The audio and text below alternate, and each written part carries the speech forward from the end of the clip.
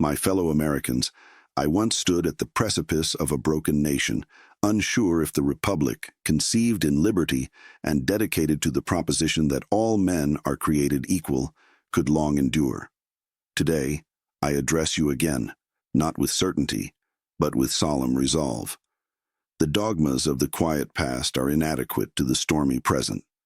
These words I once offered not in passing, but in deep recognition that the beliefs, the habits, and the comforts that served us yesterday may not suffice for the tests that confront us today. We are met now by a different storm, less of smoke and cannon, and more of confusion, misinformation, and moral fog. But make no mistake, the consequences are no less severe. In my day, the Union trembled at the brink of dissolution.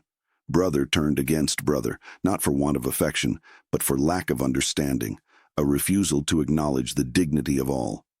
Today, the tremors come not from battlefields, but from beliefs. Our common truths have splintered. We no longer debate policy. We debate reality. And in that breach, cynicism festers, grievance multiplies, and reason retreats. Yet the strength of this nation has never been in its calm, but in its clarity, its ability to rise, think anew, and act anew when the moment demanded it. Now is such a moment. I do not speak to one party or persuasion, but to the conscience of all who call this nation home. To the citizens, you are the stewards of democracy. In your hands lies its preservation or its peril. You must question, not with malice, but with earnestness.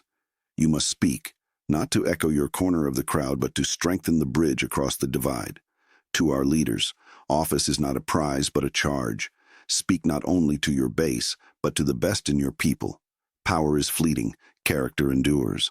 If the truth costs you favor, let it be said you paid a noble price.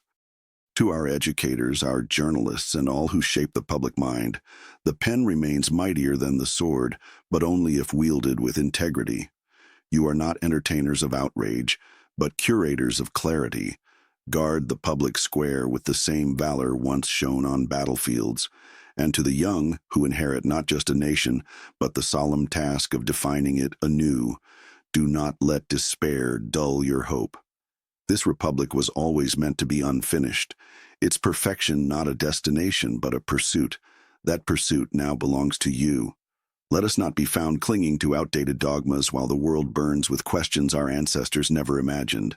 Let us not honor the past by repeating it, but by learning from it. Let us remember that freedom is not inherited. It is enacted. It is defended, refined, and renewed by each generation. My advice is simple. Do not fear the storm. Fear the silence that lets it grow.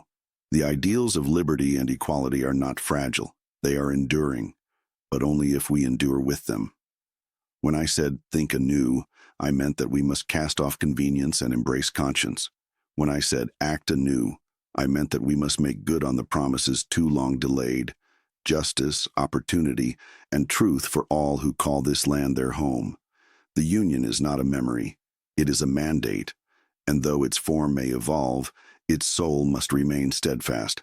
Let this be the generation that was not content with the comfort of the past, but rose to meet the storm of the present. Let us think anew. Let us act anew. And in doing so, let us keep faith with those who came before and those who are yet to come. Thank you.